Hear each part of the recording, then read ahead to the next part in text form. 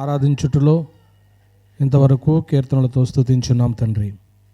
సమయంలో లేఖనమును మేము పరిశీలన చేయబోతూ ఉంటుండగా మా ఆత్మీయ భౌతిక జీవితాలకు అవసరమైన మీ మాటలు మాకు అందించండి తండ్రి. నిలబడి ఉన్న మీ దాసులను సమయోచితమైన జ్ఞానముతో నింపి సంగతులు వివరించుటకు మీ ఆత్మ సహాయాన్ని అనుగ్రహించమని మా ప్రభువైన యేసుక్రీస్తు వారి పరిశుద్ధమైన నామములో ప్రార్థించి వేడుకొనుచున్నాము పరమ తండ్రి, ఆమేన్. కూర్చోండి.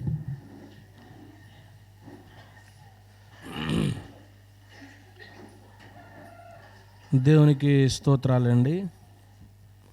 ఆరాధకులుగా చేరవచ్చినటువంటి దేవుని బిడ్డలైన మీ అందరికీ ప్రభువైన యేసుక్రీస్తు వారి నామమున వందనాలు తెలియజేస్తున్నాను.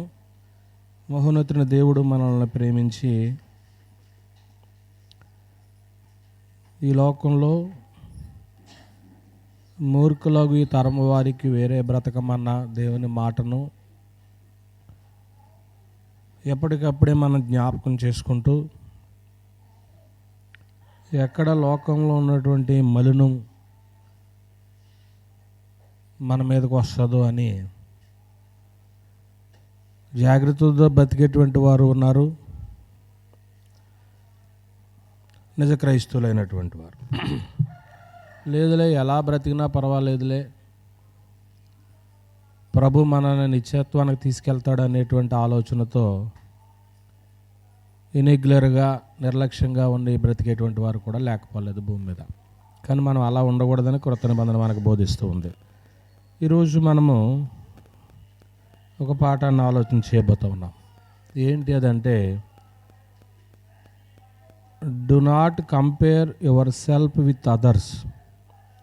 ఇతరులతో నిన్ను నీవు పోల్చుకోకూడదు. ఇతరులతో నిన్ను నువ్వు పోల్చుకోకూడదు. ఈ యొక్క విషయాన్ని మనము ఆలోచన చేయబోతూ ఉన్నాం. Do not compare your self with others. ప్రభువైన అనేటువంటి యేసుక్రీస్తు వారు ఈ దైవికమైనటువంటి సత్యాన్ని వివరించట్లో అనేకమైనటువంటి ఉపమానాలు ఆయన బోధిస్తూ వచ్చారు. స్వస్థతలు, అద్భుతాలు చేస్తూ వచ్చారు. అయితే ప్రతి ఉపమానంలోనూ ప్రతి ఆయన బోధించే బోధల్లో ఏదో ఒక నీతి ఉంటూనే ఉండేది. అదొక వినడానికి కథలాగే ఉండేది, కానీ అందులో ఏదో నీతి ప్రజలకి బోధించేవారు అన్నమాట అండి. అటువంటి సందర్భాలు అనేకమైనటువంటి ఆయన మాట్లాడుతూ ఉన్నారు. అందులో ఒక సందర్భం ఏంటంటే, లూకా రాసిన సువార్త ఈ 18వ అధ్యాయంలో ఒక సంఘటన మనకు కనపడుతూ ఉంటుంది. మీ గ్రంథంలో తీసుకుని దగ్గర చూడండి. 18వ అధ్యాయంలో సుంకరి మరియు పరిసేయుడు వీరిద్దరూ కూడా అనేకసార్లు మనము చదువుకుని ఉన్నాం.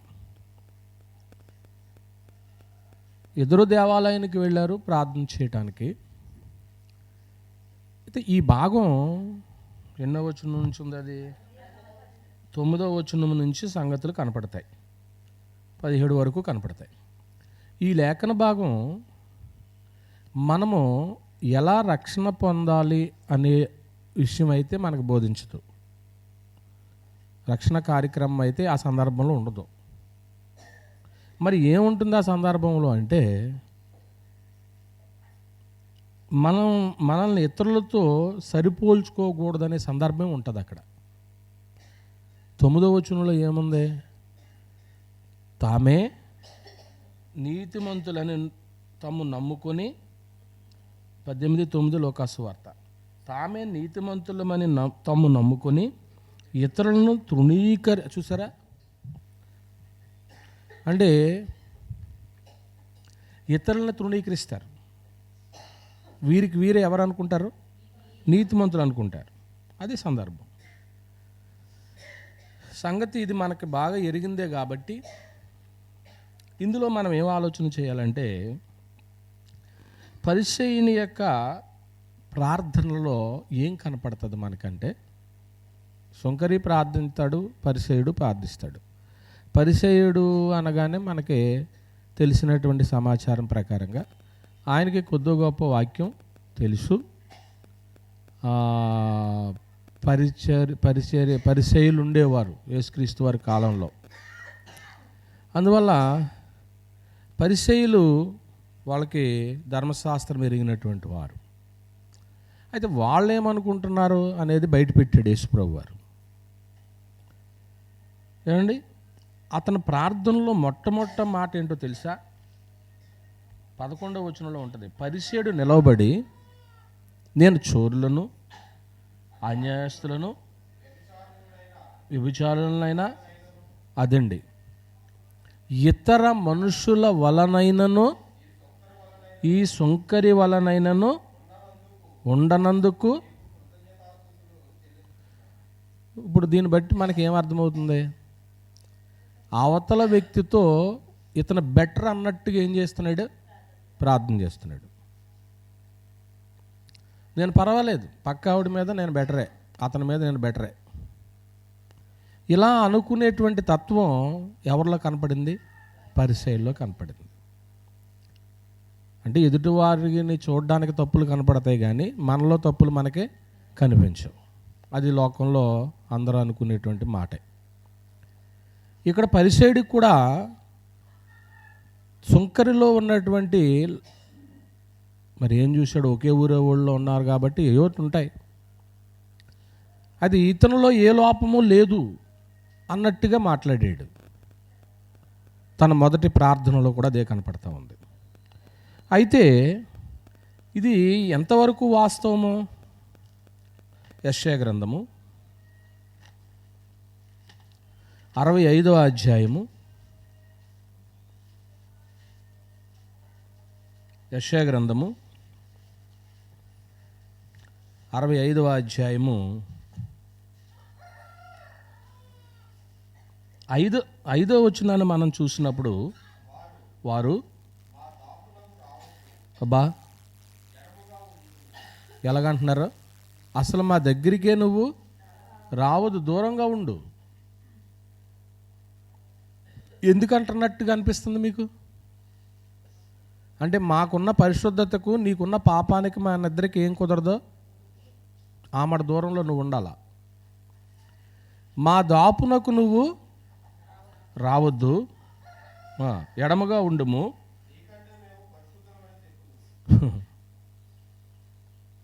నీకంటే మేము ఎవరం? ఇప్పుడు ఇది ఎవరికి అప్లై చేయొచ్చు? పరిసయ్యుడికి అప్లై చేసుకోవచ్చు, మనకెవరికి కూడా ఇది పనిచేయదు కదా.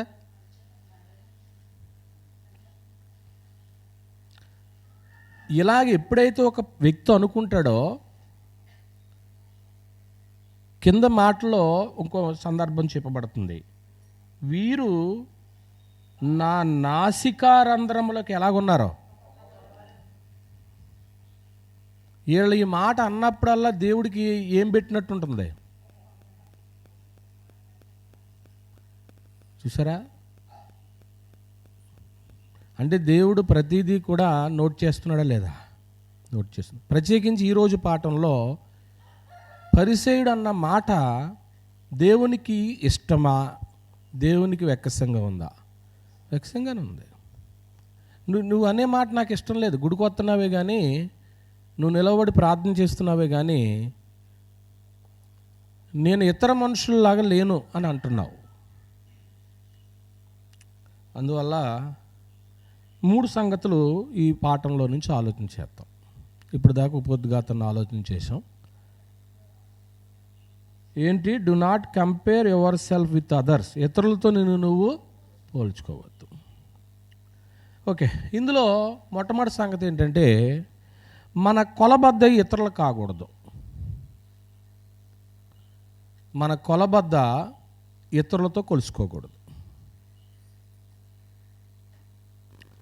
ఎందుకంటే యెషయా గ్రంథము 6వ అధ్యాయం, యెషయా గ్రంథము 6వ అధ్యాయము 3వ వచనాన్ని మనం చూసినప్పుడు, వారు సైన్యములకు అధిపతియగు యెహోవా, ఇదండి, ఆయనతో కంపేర్ చేసుకో. ఆయన ఎవరు? దేవుడు పరిశుద్ధుడు, పరిశుద్ధుడు, పరిశుద్ధుడు. ముమ్మారు చెప్పబడుతుంది, నేను నీతిమంతుడిని మనం చెప్పుకుంటానికి మనలో ఏ అర్హత కనిపించదు. ప్రియమైన వాళ్ళారా, ఈ మాట మాట్లాడుతున్నట్టు యెషయా ప్రవక్తే ఏమంటున్నాడు కిందకి మనం చూసినట్లయితే, ఆయన అంటాడు, నేను ఎవరిని అంటున్నాడో తెలుసా?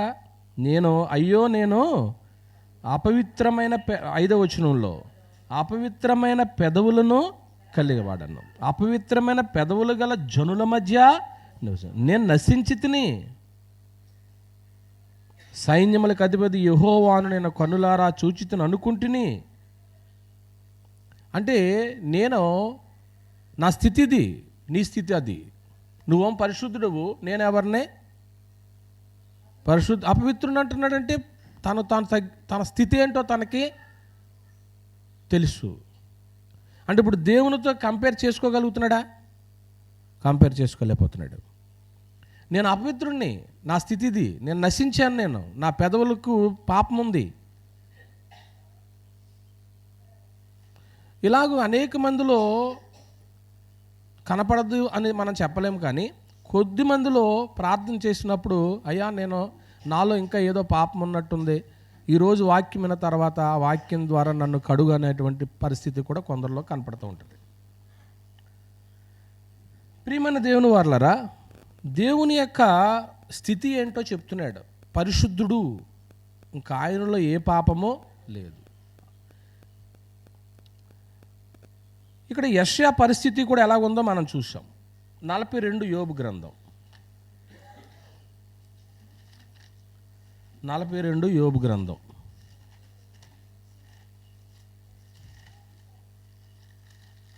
5వ వచనాన్ని మనం చూసినప్పుడు, వినికిడి చేత నిన్ను గూర్చిన వార్త నేను వింటిని. దేవుని గురించి మాట్లాడుతూ, నేను నిన్ను కన్నులారా చూచుచున్నాను, కావున నన్ను నేను ఏం చేసుకుంటున్నాను? నేను ఎవరితోనూ పోల్చుకుంటలేదు తండ్రి, నన్ను నేను అసహించుకుంటున్నాను నా జీవితాన్ని బట్టి. ఇతరులు ఎవరో కూడా నా కొలబద్ద కాదు, నన్ను నేను అసహించుకొనుచున్నాను. ధూళిలోనూ బూడిదలోనూ పడి ఏం పడుతున్నాడట? పశ్చాత్తాపడుతున్నాడు. అంటే నేను ఎవరితోనూ కూడా పోల్చుకుంటలేదు, ఎప్పటికైనా నీలాగే ఉండాలనుకుంటున్నాను. దేవుడు పరిశుద్ధుడని యెషయా ప్రవక్త చెప్పాడు. యోబు గారు ఏమంటున్నాడో తెలుసా? వాదోపవాదాలు అయిపోయిన తర్వాత స్నేహితులతో, దేవునితో ఆయన అంటున్న మాట ఏంటంటే, నన్ను నేను ఏం చేసుకున్నానో అసహించుకున్నాను, ఇప్పుడు పశ్చాత్తాపడుతున్నాను. పక్క స్నేహితులతో ఎవరితోనూ నేను పోల్చుకోలేదు, నా భార్యను గురించి కూడా నేను పోల్చుకోలేదు, నా పిల్లల గురించి బట్టి నేను పోల్చుకోలేదు. నా స్థితి ఏంటో నాకు తెలుసు, వాళ్ళెవరూ నాకు కొలబద్ద కాదు. నేను అసహించుకుంటున్నాను, నేను బూడిదలో కూర్చున్నాను, ఇప్పుడు పశ్చాత్తాపడుతున్నాను. ఒక దినాన్ని పేతురు భక్తుడు, చూద్దాము, లూకాసు వార్త 5వ అధ్యాయము, లూకాసు వార్త 5వ అధ్యాయము 8వ వచనం నుంచి వద్దాం. సీమోను పేతురు అది చూచి యేసు మోకాళ్ళు ఎదుట సాగిలపడి, ప్రభువా నన్ను విడిచిపోము, నేను ఎవరితోనూ పోల్చుకుంటలేదు, నువ్వు చూస్తేనేమో పరిశుద్ధుడు, నేనెవరినే? పాపాత్ముడను. మనం పాపులము అనేటువంటి స్థితి ఎవరో చెబితేనే కానీ మనకు తెలీదా? తెలుస్తుంది. బైబిల్ చదివినప్పుడు ప్రతి మాట మనతో ఏం చేస్తుంది? మాట్లాడుతుంది. ఆ మాట్లాడుతున్నప్పుడు, నాలో ఒకవేళ డిసీజ్ ఉందేమో, దీన్ని నేను మంచి వైద్యం చేయించుకోవాలి అని అనిపిస్తూ ఉంటుంది. ఎవరో ఒక డాక్టర్ గారు చెప్పారు, అప్పుడప్పుడు మన దేహం కూడా మనతో మాట్లాడద్దంట. ఏమని? నువ్వు త్వరగా హాస్పిటల్కి వెళ్ళమని చెప్తుంది. మనం ఏం చేస్తాం, కొన్నిసార్లు ఏమవుద్దులే అని నెగ్లెక్ట్ చేస్తాం. నెగ్లెక్ట్ కాస్త ఏమైపోతుంది అంతే, ప్రాణాపాయ స్థితికి వచ్చేస్తుంది. అది మాట్లాడిన మన బాడీ లాంగ్వేజ్ మనకు చెప్తుందట. అది మాట్లాడినప్పుడు మనం వెంటనే మేల్కోవాలి. అంటే ఇన్ని పాఠాలు మనకు బోధించబడుతున్నాయంటే మన మేలుకొల్పుక కాదా? మన మేలుకొల్పుకే, మనకి హెచ్చరిక చేస్తూ ఉన్నాయి. కనుక ప్రియమైన దేవుని పిల్లలారా, పేతురు గారు అంటున్నాడు, విస్తారమైనటువంటి చేపలు పడ్డాయి, సంతోషమే, కానీ నేను ఎవరినే? పాపాత్ముని.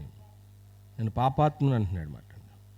కనుక ఈ సందర్భాలన్నీ మనం చూసినప్పుడు నేను బోధించినటువంటి ఈ మాటలో మీకు ఒక సందేహం కూడా వచ్చి ఉంటుంది అనుకున్నాను. ఏంటంటే, యెషయా నేను ఎవరిని చూశాను అన్నాడు? యెహోవాను చూశాను అన్నాడు. యోబు గారు ఎవరిని చూశాను అన్నాడు? దేవుని చూశాను అన్నాడు. పేతురు గారు అయితే క్రీస్తు ప్రభువుని ఏం చేశాడు? స్వయంగా చూశాడు. అంటే ఇప్పుడు మనం చదివిన లేఖన భాగానికి అప్పటికి ఇంకా అతను అపోస్తులుగా ఇంకా సిద్ధపాటు అవ్వలేదు, ఆ సంగతి మనకు తెలుసు. అయితే ఈ విషయాలన్నీ మన మనసులో పెట్టుకుంటే దేవుణ్ణి మనము చూస్తాం, చూడమని కాదు. చూడడానికి ముందు, కార్యాలు జరగటానికి ముందు ఒక సంగతి జరగాల. అది జరిగినప్పుడు ఇప్పుడు ఖచ్చితంగా మనము దేవుని దగ్గర నుంచి అనేకమైనటువంటి కార్యాలు చూస్తాము. అప్పుడు దేవునితో ఆయన్ని మనము కొలబద్దగా పెట్టుకుని, నాయన ఇదిగో నాలో ఇంకా పాపం లేదు, నీకు సమానత్వం కలిగి ఉన్నానని చెప్పగలం. నిర్గమకాండం 15వ అధ్యాయం, నిర్గమకాండము 15వ అధ్యాయము 11వ వచనం మనం చూసినప్పుడు, యెహోవా చూసారా, వేల్పులలో అంటే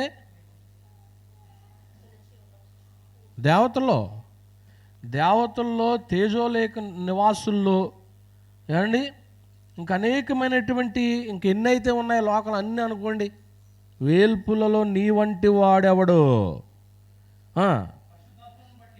పరిశుద్ధతను బట్టి నీవు మహనీయుడవు, స్తుతి కీర్తనను బట్టి పూజ్యుడవు, అద్భుతములు వాడు. ఇక్కడ ఈ సందర్భంలో మనం గ్రహించవలసింది ఏంటంటే, దేవుడు అద్భుతాలు చేసేవాడు. ఇప్పుడు అద్భుతాలు చేయాలి అంటే గనుక అక్కడ ఒక పదాన్ని మనం జ్ఞాపకం చేసుకోవాలి. ఇశ్రాయేలు ప్రజలందరూ కూడా ఇది ఎర్ర సముద్రం దాటిన తర్వాత పాడుతున్న కీర్తన ఇది, అవునా? 15వ అధ్యాయం అంటే అదే కదా, ఎర్ర సముద్రం దాటి. ఇప్పుడు ఎర్ర సముద్రం దాటిన తర్వాత అనేకమైన అద్భుత కార్యాలు దేవుడు చేశాడా చేయలేదా? ఆ చేసే ముందు ఏమంటున్నాడో తెలుసా? పరిశుద్ధతను బట్టి నువ్వు ఎవరవో మహనీయుడు. అంటే ఇప్పుడు ఆయనకున్న పరిశుద్ధత ఆ పాళెంలో ఉండాలి, ఆయనకున్న పరిశుద్ధత వాళ్ళలో ఉండాలి. పరిశుద్ధతను బట్టి దేవుని కార్యాలను ఏం చేస్తారు? ప్రజలు చూస్తారు. ఒకవేళ పరిశుద్ధత లేదనుకోండి, దేవుని చూసే అవకాశమే లేదు. ప్రభు కొండ మీద చేసిన ప్రసంగంలో కూడా ఏమన్నారు? హృదయ శుద్ధి గలవారు ధన్యులు, వారు దేవుణ్ణి చూస్తారా చూచెదరా? రైట్. ప్రజెంట్ ఇప్పుడు ఎవరు మనం చూడలేదు దేవుణ్ణి.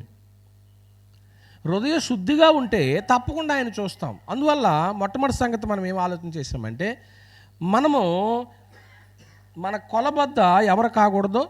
గీతలో. ఒకవేళ దేవుని కొలబద్దగా పెట్టుకుంటావా, క్రీస్తుని కొలబద్దగా పెట్టుకుంటావా, మంచిదే. రెండో సంగతికి వచ్చేసాం. రెండో సంగతి ఏంటంటే, రాసుకుంటున్నారు, మారు మనసు పొందని వారితో పోల్చుకుని విశ్వాసులు గర్వపు మాటలతో తమ మారు మనసును పోగొట్టుకోకూడదు. కొందరు విశ్వాసులు ఏం చేస్తారో తెలుసా? మారు మనసు పొందని వారితో పోల్చుకుని నేను మారు మనసు పొందానని గర్వముగా మాట్లాడుతూ మారు మనసును పోగొట్టుకుంటారు. ఇది మారు మనసు అంటే మనకు తెలిసినట్టుగా మనసును ఏం చేయడం? మార్చుకుంటాం. ఈ మారు మనసు ప్రక్రియలో దేవుని సహాయం కూడా ఉంటుంది. ఆయన సహాయం లేకుండా మనం మారు మనసు పొందగలమా? పొందలేం ప్రియమైన వారులారా. ఇది దేవుని నుండి వచ్చిన ఒక వరం. అపోస్తుల కార్యముల గ్రంథము 11వ అధ్యాయము అపోస్తుల కార్యముల గ్రంథము 11వ అధ్యాయము 18వ వచనాన్ని మనం చూసినప్పుడు, వారు ఈ మాటలు విని మరేమీ అడ్డము చెప్పక, అట్లయితే అన్యజనులకు దేవుడు జీవార్థమైన మారు మనసు దయచేసి, దేవుని దయ లేకోకుండా, దేవుని వరం లేకుండా ఒక మనిషికి ఏం రాదో, మారు మనసు రాదండి, మారు మనసు పొందలేడండి. తిమోతికి రాసినటువంటి 2వ పత్రిక 2వ అధ్యాయము 25వ వచనాన్ని మనం చూసినప్పుడు, సత్య విషయమై అనుభవ జ్ఞానం వారికి కలుగుటకై దేవుడు ఒకవేళ ఎదురాడు వారికి ఏం దయచేయను, అది దేవుని వరం. అది మారు మనసు అనేటువంటిది దేవుడిస్తున్నటువంటి, దేవుని నుండి వచ్చేటువంటి ఒక వరం. కాబట్టి ఆ విషయంలో పొందని వారితో పోల్చుకుని నేను మారు మనసు పొందానని గర్వపు మాటలతో నీకున్న మారు మనసుని ఏం చేసుకుంటావు, పోగొట్టు. నీకంటే నేను బెటరు, నేను నాకు ఎంత సీనియారిటీ ఉందో తెలుసా? నేను బాప్తిసం పొంది 10 ఏళ్ళు అయింది, నువ్వు నిన్న కాక మొన్న వచ్చావు. నాకున్నటువంటి వాక్య అనుభవము చాలా గొప్పది. ఇటువంటి మాటలతో అవతల వ్యక్తులను మనం ఏం చేస్తాము, చులకనగా చూస్తూ ఉంటాం. అది చాలా పొరపాటని దేవుని గ్రంథం తెలియజేస్తున్నమాట అండి. ప్రియమైన దేవుని పిల్లలారా, మారు మనసు పొందట్లో ఇది మన వల్ల జరిగేది కాదని ఇప్పుడు 2 వచనాలు చూశారు. ఎవరి సహాయం కూడా అవసరం అవుతుంది? నా తండ్రి చేత ఆకర్షింపబడితేనే కానీ ఎవరు నా దగ్గరికి రాలే. అంటే ఇప్పుడు ఆ రోజు దేవుడు మిమ్మల్ని నన్ను ఆకర్షించాడు కాబట్టి మనం దగ్గరికి వచ్చాము, మారు మనసు పొందాము. మరి ఇప్పుడు మారు మనసు పొందని వారిని చూసి మనం గర్వంగా మాట్లాడొచ్చా? మేము దేవుని పిల్లలం, మేము సండే చర్చికి వెళ్తాం, మేము బైబిల్ చదువుకుంటాం. రైట్, నీకున్నటువంటి ఆధిక్యత గొప్పదే, కానీ మారు మనసు పొందని సమాజం కూడా ఉంది కదా. ఇప్పుడు మారు మనసు అనేది ఇది నీ వల్ల నా వల్ల వచ్చింది కాదు, ఎవరో దయదలిసే వచ్చింది. దేవుని సహాయం ఉందా లేదా? ఇక్కడ ఉంది. వాళ్ళకి కూడా ఎవరి సహాయం కావాలా? దేవుని సహాయం కావాలని వాళ్ళకి అర్థమయ్యేలాగా మనం చెప్పవలసిన అవసరం ఉంది. మారు మనసు లేదనుకోండి, ఎలా ఉంటారో తెలిసి ఒక పరిస్థితి. ఒక దైవజనుడు ఒక రోజు స్టేజ్ మీద ప్రసంగం చేస్తున్నాడట. ప్రసంగం చేస్తూ ఉంటుండగా ఒక వ్యక్తిని పూర్తిగా అతను మద్యం సేవించి వ్యతిరేకంగా మాట్లాడుతుంటే రక్షక బోట్లు ఏం చేస్తున్నారో తెలుసా, అతన్ని పట్టుకుని తీసుకెళ్తున్నారు. తీసుకెళ్తూ ఉంటుండగా ఈ ప్రసంగికుడు అంటున్నాడట, ఏమంటున్నాడో తెలుసా, అందరూ ఉన్నారు వింటున్నారు, స్టేజ్ మీద ఈయన ఉన్నాడు. ఆయన అంటుంటే అతను చూశాడట, రక్షక బోట్లు తీసుకెళ్తాం. చూసి అతని బిహేవియర్ బాగలేదు కాబట్టి ఎవరు తీసుకెళ్తున్నారు? రక్షక బోట్లు తీసుకెళ్తున్నారు. అప్పుడు అన్నాడంట, మారు మనసు పొందకపోతే నేను కూడా అలాంటి వాడినే అన్నాడంటే. నా పాయింట్ అర్థమవుతుంది అనుకోండి మీకు. ఈవేళ నువ్వు మారు మనసు పొందావు కాబట్టి చక్కగా వస్త్రాలు శుభ్రంగా సిద్ధపాటు, బైబిలు అన్నీ సిద్ధం చేసుకుని వచ్చి కూర్చున్నావు. అదిగో మారు మనసు పొందని సమాజం బయట తిరుగుతూ ఉంది. ఒకవేళ మనం కూడా అదే స్థితికి గురయ్యే వాళ్ళమేమో. ఈవేళ నువ్వు ఇక్కడ కూర్చుని దేవుని మాటలు వింటున్నావంటే నీకున్న ఆధిక్యత గొప్పది. కానీ మారు మనసు పొందని వాళ్ళని చూసి మనం గర్వంగా ఉండొచ్చా? ఉండకూడదు. బాధపడుతున్నాం. మన బంధువులే, మన రక్త సంబంధులు ఇంకా మారు మనసు పొందని వాళ్ళు ఉన్నారు. ఇది కేవలం దేవుడు మన ఎడల చూపినటువంటి మహాకృప. దీన్ని మనము దృష్టిలో పెట్టుకోవాల్సిన అవసరం ఎంతైనా ఉంది ప్రియమైన దేవుని వారలారా. ఈ సంగతిని గురించి గ్రంథకర్త ఏమంటున్నాడు ఒకసారి ఆలోచన చేద్దాం. రోమిలికి రాసిన పత్రిక 10వ అధ్యాయము, రోమిలికి రాసిన పత్రిక 10వ అధ్యాయము 21వ వచనాన్ని మనం చూసినప్పుడు, నన్ను వెదకని వారికి నేను దొరికితిని. ఒక కీర్తన ఉంటుంది, ఏంటండి?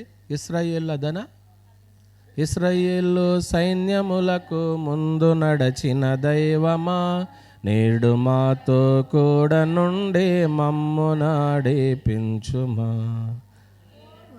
ప్రవక్తలతో నరుల రక్షణ ప్రకటించి, పూర్వము ప్రవక్తలతో నన్ను వెదకని వారికి నేను దొరికితినంటివి. నన్ను వెదకని వారికి నేను దొరికితినంటివి. ఇప్పుడు వెదకని వారికి దొరికాడా, వెదికిన వారికి దొరికాడా? వెదకని వారికే దొరికినట్లే కనపడుతూ ఉంటుంది. ఇక్కడ చాలా ఆశ్చర్యమైనటువంటి సంగతి కనపడద్దు మనకి. ప్రవక్తల ద్వారా హెచ్చరిక చేస్తూ ఉంటుంటే తన స్వజనులైనటువంటి వారే ఆ మారు మనసు యొక్క పిలుపును నిర్లక్ష్యం చేస్తుంటుంటే వెదకనటువంటి అన్యజనులకి ఏమైపోయింది? ఆ మారు మనసు దొరికింది. ప్రియమైన దేవుని పిల్లలారా, ఎంత గొప్ప మాట అండి. దాన్ని ఏమంటున్నాడంటే, నన్ను వెదకని వారికి నేను దొరికితే, నన్ను విచారింపని వారికి ప్రత్యక్షమైతనని చెప్పుచున్నాడు. ఇశ్రాయేలు విషయం అయితే అవిధేయులై ఎదురాడు ప్రజలకు నేను దినమంతయు నా చేతులు ఏం చేస్తున్నాను? అంటే దాని అర్థం ఏంటో తెలుసా? పై వచనానికి ఈ మాటకి అర్థం ఏంటండి? ఉదాహరణకి ఇప్పుడు ఇద్దరు పిల్లలు ఉన్నారు. అక్కడేమో చిన్న ఆడబిడ్డ ఉంది, ఇక్కడ వీళ్ళిద్దరు ఉన్నారు. వీళ్ళిద్దరు ఎదురుగా నుంచున్నారండి. వీళ్ళిద్దరు ఎదురుగా నుంచున్నప్పుడు మనము చేతులు చాచి రమ్మన్నాం. చేతులు చాచి రమ్మంటుంటే ఇప్పుడు ప్రథమని పిలిచామనుకోండి, తర్వాత ఏం పేరు? పాప పేరు ఒకళ్ళు చెప్పండి. తన్వి, అంతేనా? తన్వి. ఇప్పుడు ఆమెను పిలిచాము. పిలిచిన తర్వాత ఎవరో రావట్లేదు. వీళ్ళిద్దరూ అలాగే అట్టుపెట్టి కూర్చున్నారు. వెనక నుంచి ఎవరో పరిగెత్తుకుని పాప వచ్చేసి మన యొక్క ఒళ్ళోకి వచ్చింది. ఎత్తుకోమా? అదే జరిగింది ఇక్కడ. ఇశ్రాయేలు గురించి దినమంతయు అరుస్తున్నాను, నేను చేతులు చాస్తున్నాను, వీళ్ళు ఎవరు నా దగ్గరికి? నన్ను వెదకని వాళ్ళకి నేను ఏమయ్యాను? దొరికాను. ఉచితంగా వచ్చేసింది వాళ్ళకి ఆపర్చునిటీ. ఒక్కొక్కసారి మధ్యలో వచ్చి దీవెనలు కొట్టుకుపోతారు ఒక్కొక్కళ్ళు. అవునా కదా? ఏంటండి అసలు చదువులో బ్యాక్వర్డ్గా ఉండేవాడు ఇన్ని మార్కులు ఎలాగొచ్చి వచ్చేసినాయి, మరి మనం ఏం చేస్తాం? మధ్యలో వచ్చిన నీకు కూడా దీవెన దేవుడు ఇస్తాడు, కానీ ఆయన ఎవరిని తోసివేసి కాదండి. అది మనం పూర్తిగా నమ్మాలండి. ఆయన వద్దకు వచ్చి వారిని ఆయన ఎంత మాత్రమునో త్రోసివేయడు. అసలు నువ్వు ఎప్పుడు వస్తావని ఇంకా ఎదురు చూస్తూనే ఉన్నాడండి. డబ్బంతా పట్టుకెళ్ళి పాడు చేసి ఉంటే ఇంటి దగ్గర తండ్రి పోతే పోయేళ్ళని అనుకున్నాడా? అనుకోలేదండి. వస్తాడు నా కొడుకు ఎప్పటికైనా అనుకున్నాడు. వచ్చాడు. అక్కడ పశ్చాత్తాపడ్డాడు. తండ్రికి తప్పు చేశానని అనలేదండి. తండ్రి ఎదుటి తప్పు చేశానని అనలేదు. అక్కడ దేవునికి పరలోకమందున్న తండ్రికి నీకును విరోధముగా నేనేం చేశాను? అక్కడ వచ్చింది రిపెంటెన్స్. ఎప్పుడైనా సరే దేవుని మాట నువ్వు ముందు పెట్టు, నీ జీవితం లైఫ్ బాగుంటుంది. దేవుని లాస్ట్లో పెట్టు, అలాగే ఉంటుంది. మన జీవితం కూడా ఎక్కడ ఉంటుంది? లాస్ట్లో ఉంటుంది. ఆయన ముందు అంతే, ప్రతిదానికి ముందే. ప్రథమ స్థానం ఆయనదే కదండి. ఇప్పుడు మన ఇల్లు ఉందండి, మన ఇంటికి గృహప్రవేశం చేస్తాం. గృహప్రవేశం చేసినప్పుడు మొట్టమొదట ఆ ఇంట్లోకి ఏది పట్టుకెళ్తాం? బైబిల్ పట్టుకెళ్తాం. కొందరు తెలియక ఆ గుమ్మడికాయ ఏదో బదలు కొడతారు. అక్కడ నాకు తెలదాం ఏదో అంటుంది, ఏంటది? ఎందుకు బదలు కొడతారు? ఆ గుమ్మడికాయ ఆ గొడియాలు అట్టుకోవచ్చు, కానీ వాళ్ళు తెలియక పాపం దిష్టి లేదా ఏం లేదు అసలు. అవన్నీ మానేయండి, ఇంకా పోనీ అవన్నీ. పూర్వం అజ్ఞాన కాలం అది. ప్రార్థన చేసుకుంటాం, వెళ్ళిపోవడం అంతే. ప్రార్థన చేసేసుకోండి. తండ్రి, అంతకుముందే నువ్వు వారం రోజుల నుంచి ఆ గృహప్రవేశం కొరకు ఏం చేస్తూ ఉంటావు? ప్రార్థన చేస్తూనే ఉంటావు. ఇంకా సహోదరులు ప్రార్థన చేస్తారు. ఒక వివాహమే కానివ్వండి, ఏ శుభకార్యం కానివ్వండి. ఇప్పుడు నేను గృహప్రవేశం అంటలేదు, శుభకార్యం ఏదైనా కానివ్వండి, ప్రార్థన. ఒకవేళ నిజంగా మనకి ఏదైనా ఇబ్బంది వచ్చిన అట్లా తొలగిపోయేలాగా దేవుడు చేస్తాడు. వస్తాయి, రాకుండా ఏముండవండి. ఒక మంచి కార్యం చేస్తుంటే దేవదూతలందరూ జయధ్వనులు చేసి ఆనందిస్తున్నప్పుడు దేవుడు మూలరాతిని వేశాడు ఈ భూమికి. అవునా? భూమికి పునాదికి మూలరాతిని వేస్తే యేసుప్రభు ద్వారా వేయించాడు అనుకోండి, వేయిస్తే సరే వచ్చారు, పునాది వేశారు, కొడుకుని తయారు చేసుకున్నాడు, జీవం ఊదాడు, బాగానే ఉంది. ఆ సంతోషం తండ్రికి ఎన్ని రోజులు మిగిలింది? అవునా? అర్థమలేదనుకోండి మీకే. ఆ తండ్రికి సంతోషము జీవితాంతం ఉందా? బాధపడ్డాడండి. ఏం చేస్తాడు? హృదయంలో నొచ్చుకున్నాడు. ఏంటి నేను ఎంత కష్టపడి నేను చేసుకుంటే ఇలాగ అయిపోయిందంటే అని బాధపడ్డాడండి. అటువంటి బాధపడిన సందర్భాలు ఎన్నో ఉంటాయి. అందువల్ల క్రీస్తు ప్రభు ద్వారా ఒకప్పుడు చేయలేదని ధర్మశాస్త్రంలో మీరు చదివితే ఎన్ని నిష్ఠా కార్యక్రమాలు ఉన్నాయో, ఒక యాజకుడు వచ్చి చేస్తేనే కార్యక్రమాలు. క్రొత్త నిబంధన వచ్చిన తర్వాత, ప్రభువైన యేసుక్రీస్తు వారు వచ్చిన తర్వాత ఆయన మధ్యవర్తి కాబట్టి ఆయన నువ్వు ముందు పెట్టి ఏం చేయాలా? ప్రతి కార్యక్రమానికే వెళ్ళిపోవడమే. హైందవ సోదరులు ఉంటారండి, ప్రత్యేకంగా వాళ్ళ ఇంటికి నేను కొన్ని గృహాల్లో చూశాను. ఎవరిని పెడతారో తెలుసా? మీకు తెలుసు కదా, ఒక విగ్రహాన్ని పెడతారు. అది ఎందుకని పెడతారా అంటే, నాకు ఒక రోజు అడిగాను నేను ఒక ఆయన్ని, నాకు ఒకటి అర్థమయ్యేలా ఒక మాట చెప్పాడు. మీరు క్రైస్తవులు ప్రాముఖ్యంగా మీరు ఎవరిని బేస్ చేసుకుంటారు అన్నాడు. యేసుప్రభుని. అది సేమ్ వాళ్ళకి అది అన్నాడు అంతే. అంటే ఆయన ముందు పెట్టుకుంటే ఏ దోషమైనా పోతుంది అన్నమాట అండి. సరే, వాళ్ళు కూడా వదిలేండి, అది మనం ఎప్పుడు వాళ్ళ ఎవరి విశ్వాసాలను మనం కించపరచకూడదు. సత్యం తెలియనంతసేపు మనం కూడా అలాగే ఉన్నాం. మా నాన్నగారు కూడా రామాలయంలో పూజారి చేసి కూడట, ఏమండి. తర్వాత సత్యం తెలుసుకున్నాడు. అలా ఒకప్పుడు మీరు కూడా ఇవన్నీ పూజా కార్యక్రమాలు చేయలేదా? చేశారు. ఇప్పుడు వద్దులే, చేయకుండా మళ్ళీని. ఒకప్పుడు అట్లా వద్దనుకుని వచ్చేసారు కదా. వచ్చేసిన తర్వాత ఇప్పుడు పెద్ద పూజ ఉంది, బైబిల్ పూజ సరిపోతుంది మీకు. ఇందులో ఎన్ని మంత్రాలు ఉన్నాయి చదవండి అక్కడ ఓ రోజు నాకు ముందు. అదే మంత్రాలు అంటే వాక్యాలు. అసలు ఈ చదువుతున్నారా అసలు మీరు? అసలు ఈ మంత్రాలు వస్తే మీ ముందు ఇంకెవరో పనిచేయరు. అది మీరే పెద్ద పంతులు అయిపోతారు. అసలు ఇది మీరు ఇది పట్టించాలి. ఇది అసలు బైబిల్ నాలెడ్జ్ గొప్పదండి. ఇంగ్లీష్ చదివే పిల్లలు ఎవరన్నప్పుడు చిన్నపిల్లలకి చెప్తున్నాను, తల్లిదండ్రుల పేరెంట్స్కి, యవనస్తులు ఓకే వాళ్ళ స్టడీ అయిపోయింది. చిన్నపిల్లలు ఎప్పటి నుంచి మీరు ఇంగ్లీష్ బైబిల్ చదివించండి పిల్లలతో, చాలా నాలెడ్జ్ వచ్చేస్తుంది. యవనస్తులు కూడా ఇంగ్లీష్ బైబిల్ చదువుకోవచ్చు. మనకేదో తెలుగు బైబిల్ సరిపోద్దులే, ఇంగ్లీష్ కూడా చదువుతారా? ఎందుకంటే ఈ మధ్యకాలంలో యవనస్తుల గురించి, తర్వాత ఈ యూట్యూబ్ లెసన్స్ గురించి కొన్ని ఇంగ్లీష్ లెసన్స్ కూడా పెట్టడం జరుగుతూ ఉంటుందన్నమాట అండి. ఏమండి, అక్కడ కూడా వాళ్ళు ఏం చేశారంటే ఒక ప్రొజెక్టర్ కొన్నారు, దాని మీద లెసన్స్ చెప్పాలంటే అదొక మళ్ళీ నాకు టాస్క్. మళ్ళీ పిల్లలతో నేను ఏం చేయించుకోవాలంటే ముందు రాత్రే లెసన్లు ప్రిపేర్ చేయమని, అంటే నా లెసన్ అయిపోద్ది కానీ వీళ్ళు మళ్ళీ నాకు షీట్ల మీద తయారు చేసి ఇంగ్లీషు గ్రీకు అవన్నీ తయారు చేసి వీళ్ళు ఇస్తే నేను వాళ్ళకి మళ్ళీ దాని మీద చెప్పడానికి అంటే అర్థమవుతుంది, వాళ్ళు సిద్ధం చేసుకున్నారు. సరే, ఏది ఏమైనా టెక్నాలజీని ఉపయోగించుకోవడం మంచిదే, కాదని నేను అనట్లేదు. ప్రియమైన దేవుని పిల్లలారా, ఆలోచన చేయండి. ప్రభువైన యేసుక్రీస్తు వారు వచ్చిన తర్వాత నీకు ఇంక ఇబ్బంది ఏమీ లేదు. దేవునికి నరులకు మధ్యవర్తి ఒక్కడే, ఆయన యేసుక్రీస్తును నరుడు. 2:5 తిమోథెయుకు రాసిన మొదటి పత్రిక. అందువల్ల నీ ప్రభు నీకున్నాడు కదా, నా ప్రాణప్రియుడు. అసలు యేసు ప్రభు లేకోకుండా ఈ ప్రపంచము అసలు కాలాన్ని లెక్కించడానికి ఎవరు అవసరం అయ్యారండి? యేసు ప్రభు. ఇలా ఇంకో 2 రోజుల్లో పేజీ తిప్పేస్తారు, అంతేనా? 2 రోజుల్లో పేజీ తిప్పేస్తారు, కొత్తది తగిలిచ్చేస్తారు.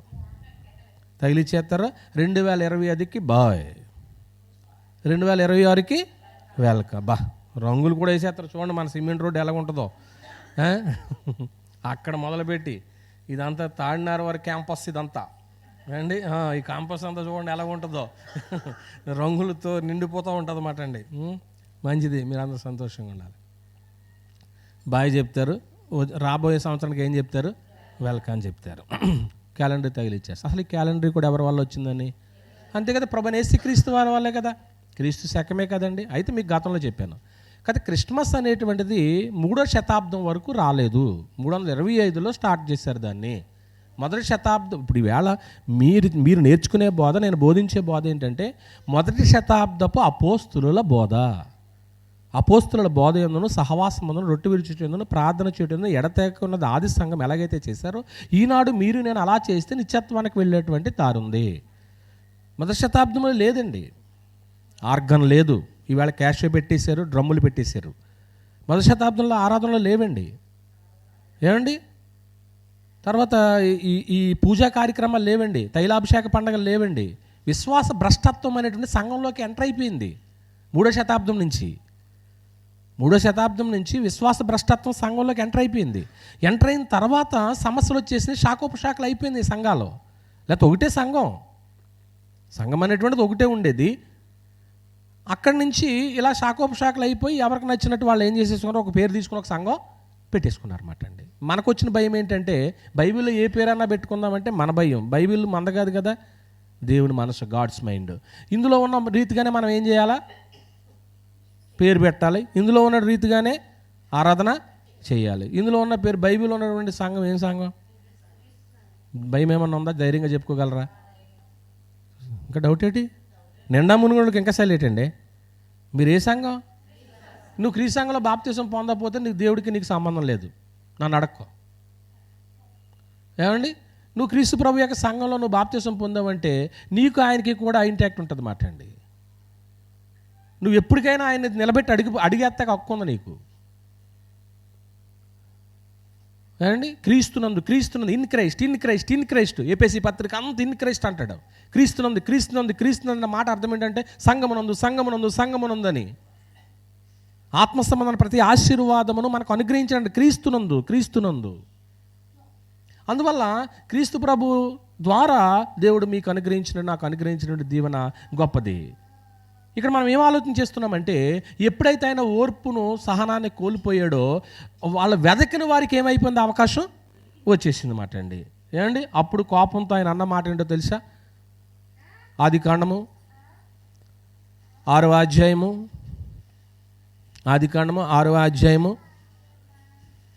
3వ వచనాన్ని ఎవరైనా తీసినట్లయితే చదవండి. అప్పుడు యెహోవా, ఇంకంతే, మీతో నేను మారు మనసు పొందమని నేను పిలిచినా కానీ మీరు రాలేదు. నా ఆత్మ ఎల్లప్పుడూ మీతో ఏం చేయదు, నేను వాదించి ఆర్గ్యుమెంట్ చేసే అంత అవకాశం నాకు లేదు. ఏమండి? ఇంకా ఆర్గ్యుమెంట్ చేసినా కానీ ఉపయోగం ఏముంది? చెప్పి చేతులు చాచి ఏం చేశాను, ఇంకా చాలించుకున్నా. ఓర్పు సహనం కోల్పోయా. ఓర్పు కోల్పోతే, సహనం కోల్పోతే ఆయన అంటున్న మాట చూడండి, ఇంకా నా ఆత్మ ఏం చేయదు, నీ ఇష్టం బో. చెప్తారు ఎన్నోండి ఏం చేస్తారండి, ఇంక వదిలేస్తారు. మంచి చెప్తారు కదండి, పెద్దలు ఉన్నారండి, వాళ్ళ మాటలు ఎందుకు స్వీకరిస్తామండి మనం? కుర్రోళ్ళు ఎప్పుడైనా కానీ తాతయ్య గారి మాటకి విన్నాను ఎప్పుడైనా అన్నారు మీరు? మాట్లాడతారు చూసారా, వాళ్ళు ఎప్పుడు అని ఉంటారు, అందుకే సైలెంట్గా ఉన్నారు వీళ్ళు. తాతయ్య గారు ఎప్పుడైనా పిలిచి అరే నాయన ఈ పని చేయండి అన్నారు అనుకోండి, మీరేం చేయాలా? పెద్దలు ఉన్నది ఎందుకో తెలుసా? కూర్చోబెట్టి మనకి ఏం చేయడానికే, ఈ ఎగ్జార్టేషన్స్, హెచ్చరికలు ఇవ్వడానికే, మనకు మంచి మార్గం బోధించడానికే. నీకేమి పని లేదు, ఖాళీగా కూర్చుని తినేసి కౌర్లు ఆ మాటలు మానేయండి. వాళ్ళు కష్టపడినా వాళ్ళు ఏం చేశారు, కష్టపడ్డారో. ఇంకా ఇంకో గొప్ప సంగతి ఏంటి తెలుసా? అసలు ఇంట్లో ఆ పెద్ద తలకాయ ఉండటమే మనకు గొప్ప దీవెన. అసలు ఆ పెద్దలను ఎప్పుడూ కూడా మనము హానర్ చేయాలండి. నెరసిన వెంట్రుకలు సొగసైన కిరీటం అంటే, నీ ఇంట్లో పెద్ద ఆయన ఉన్నాడంటే ఏమున్నట్టు, కిరీటం ఉన్నట్టే.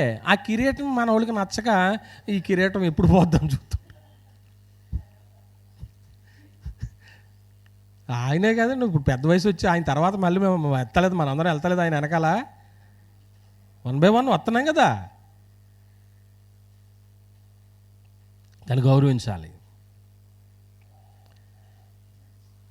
మహావృద్ధుడండి ఆయన.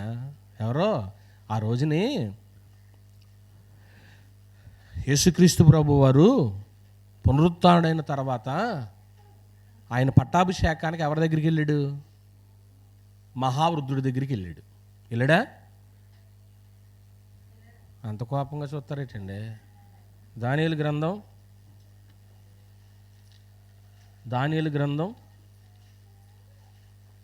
7వ అధ్యాయం వచనం చెప్తారు, ఉండండి. 7 అనుకుంటున్నాను.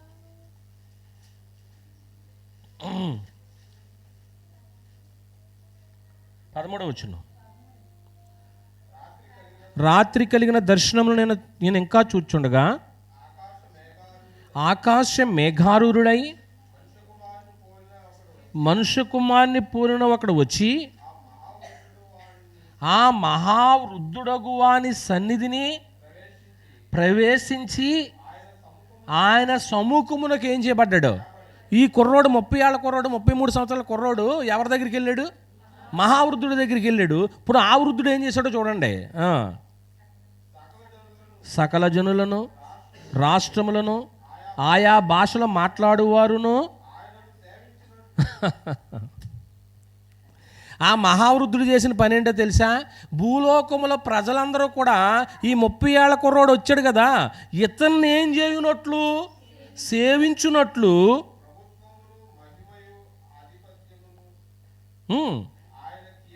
చూసారా? ఇప్పుడు ఈ ప్రభుత్వం, ఈ గవర్నమెంట్ అంతా ఇప్పుడు ఎవరి చేతిలో పెట్టాడు? అది మరి పెద్దల మాట వింటే మనకి ఏం చేస్తారంటే కొద్దో గొప్ప, ఈయన నా మాట వింటున్నాడండి, వీడికి ఏం చేద్దాం 10 రూపాయలు. చూసారా మా విజయ్ ఎలా చెప్పిందో? మరి మాట వినే వాళ్ళకి కొంచెం ఉంటుంది, ఉండదా?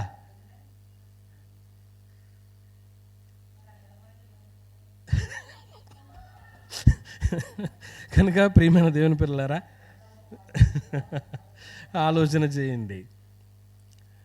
ఇక్కడ రెండో సంగతి ఏంటంటే మనం జ్ఞాపకం చేసుకునేది, మారు మనసు పొందని వారితో పోల్చుకుని, మారు మనసు పొందిన వారు విశ్వాసులు గర్వముతో మాట్లాడుతూ మారు మనసును ఏం చేసుకోకూడదు?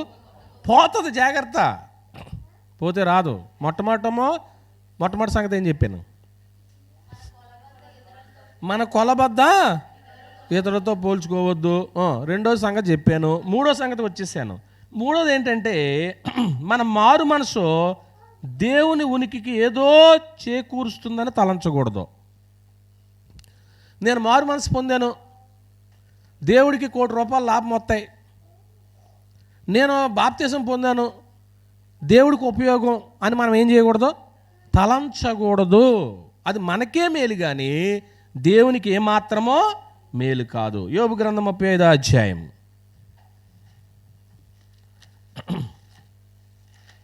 35వ అధ్యాయము తీసుకున్నారా? 6వ వచనం నుంచి వస్తున్నాము. నీవు పాపము చేసినను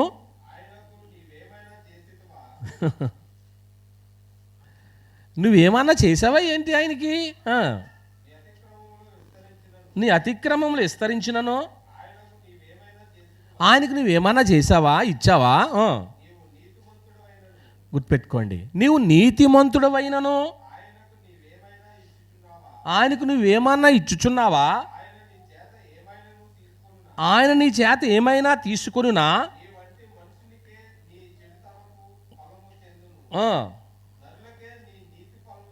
చూశారండి, ఆయన సంపూర్ణుడు, నీ ద్వారా ఆయన ఏది తీసుకునేవాడు కాడు. అంటే నేను మారు మనసు పొందాను, దేవుని యొక్క ప్రజెన్స్కి, దేవుని ఉనికికి ఏదో లాభం చేకూరుతుంది అని అనుకుని తలంచకూడదు. మనం తలంచకూడదు ప్రియమైన దేవుని వారలారా. ఇది ఎలా ఉంటుందంటే, ఉదాహరణకి యూదులు, అన్యజనులు ఉన్నారు. వీళ్ళు ఏమనుకుంటున్నారంటే, ఒక వాక్యం చదివితే మీకు సంగతి అర్థమవుద్ది అనుకుంటున్నాను నేను. రోమిలికి రాసిన పత్రిక 11వ అధ్యాయము, రోమిలికి రాసిన పత్రిక 11వ అధ్యాయము తీసుకున్నారా? 15 నేను చదువుతున్నాను. అయితే కొమ్మలలో కొన్ని విరిచివేయబడి అడవి ఒలీవా కొమ్మవై ఉన్న నువ్వు వాటి మధ్యన అంటు కట్టబడి ఒలీవా చెట్టు యొక్క సారవంతమైన వేరులో వాటితో కలిసి పాలు పొందినలా ఆ కొమ్మల పైన నీవు అతిశయింపకము. నీవు అతిశయించితివా? వేరు నిన్ను భరించుచున్నది కానీ నీవు వేరును భరించట్లు. అందుకు నేను అంటు కట్టబడి నిమిత్తము కొమ్మలు విరిచివేయబడినవని నీవు చెబుదు. మంచిది, వారు అవిశ్వాసమును బట్టి విరిచివేయబడిరి, నీవైతే విశ్వాసమును బట్టి ఏం చేయబడ్డావో నిజం. గర్వింపక భయపడుమనే సంగతిని జ్ఞాపకం చేస్తారు. విషయం ఏంటంటే, ఇప్పుడు ఒలివా చెట్టు ఉందట, అడవి ఒలివా చెట్టు ఉంది. అంటే ఇది మంచిది, ఇది కొంచెం మంచిది కాదనే సందర్భమే కదా. ఇప్పుడు అడవిలో పెట్టిన దానికి ఇంట్లో చక్కగా నాజుగ్గా పెంచిన దానికి కొంచెం తేడా ఉంటుంది. అదేమో అడవి ఒలివ కొమ్మ చెట్టు అన్నాడు, ఇదేమో ఒలివ చెట్టు అన్నాడు. ఇప్పుడు ఈ అడవి ఒలివ కొమ్మను తీసుకొచ్చి ఈ ఒరిజినల్ ఒలివ కొమ్మకులో ఆ బయట ఉన్నటువంటి ఆ కొమ్మలన్నిటిని నరికేసి ఈ అడవి ఒలివ కొమ్మను మంచి ఒలివ కొమ్మకి ఏం చేశాడు? అంటుకట్టేశాడు. ఈ అంటుకట్టేటప్పటికి ఈ అడవి ఒలివ కొమ్మ ఏమనుకున్నది తెలుసా? నేను రాబట్టి చుట్టూ నిన్నేం చేశాడు? కటింగు చేసేసాడు. నేను ఇప్పుడు నెంబర్ 1 అయిపోయాను, నేను మంచి వ్యక్తిని అయిపోయాను, నా వల్లే నీకు ఈ ఘనత వచ్చింది అని అనుకుంటుందంట. ఎవరో? ఈ అడవి ఒలివ కొమ్మ. ఏమండి, అక్కడ మంచి ఒలివ కొమ్మను ఏం చేశాడు? మొత్తం చుట్టూ ఇటుని చెరిపేశాడు. ఎందుకని? దాంతో ఏం చేయాలి? అంటు కట్టాలి. వీళ్ళ ఫీలింగ్ ఎలా ఉందో చూడండి. అతిశయిస్తుంటున్నారు, అన్యులు యూదులు అతిశయిస్తున్నారు. కానీ నిన్ను అలా చేసింది ఎందుకో తెలుసా? వాళ్ళ అవిశ్వాసాన్ని బట్టి వాళ్ళన్నిటినీ నరికివేసి నిన్నేం చేశాను? వాళ్ళతో అంటుకట్టి నిన్ను కూడా వాళ్ళతో ఏం చేశాను? ఈక్వల్లో చేశాను. ఇప్పుడు వాళ్ళలో గర్వం పోవాలి, నీలోనూ కూడా ఏం పోవాలా? గర్వం పోవాలి. ఇద్దరు ఒకటే. ఆ మాట అర్థం అదేనా? మీరు ఇంటికి వెళ్ళిన తర్వాత దాన్ని చదువుకోండి. అంటే దీన్ని బట్టి మనకి ఏమర్థమవుతుందంటే, ప్రియమైన దేవుని పిల్లలారా, 3వ భాగము, మనము మారు మనసు పొందితే ఇతరులకు ఏదో చేకూరుతుందని అనుకోకూడదు. ఇప్పుడు అన్యజనులు ఏమనుకుంటున్నారు చెప్పండి? నేను రాబట్టే నువ్వు ఇంకా రోజు రోజుకి ఏమయ్యావు? అభివృద్ధి అయ్యావు అంటున్నాడు. కానీ ఇక్కడ ఒక విషయం మీరు గ్రహించాలా. యూదులకు ఉన్నటువంటి నేచర్ ఏంటంటే, యూదులకున్న నేచర్, ఇంకా యూదులు అక్కడక్కడ ఉన్నారండి. ఆ మధ్య ఈ TV9 ఇంటర్వ్యూ చేస్తే విజయవాడలో ఒక 6 కనపడ్డారు. గుంటూరు, ఏలూరులో కూడా ఉన్నారు యూదులు. ఏమండి, అలాగే అప్పట్లో చెదిరిపోయి వచ్చిన వాళ్ళు వీళ్ళందరూ కొన్ని తరాలు అయిపోయినాయి. ఏమండి, కనుక వాళ్ళకు ఉన్నటువంటి నేచర్ ఏంటంటే, రక్షణ మాది, దేవుడు మా దేవుడు, యేసు ప్రభు మా యేసు ప్రభు వారు. ఈవేళ వాళ్ళకేమన్నాడా? ప్రపంచమంతా అయ్యాడా? ఇప్పుడు వాళ్ళు అతిశయించడానికి ఉందా? అతిశయించకూడదు. మా వల్ల దేవునికి ఏదో వచ్చేద్దని అనుకోకూడదు. నీ వల్ల కాదు,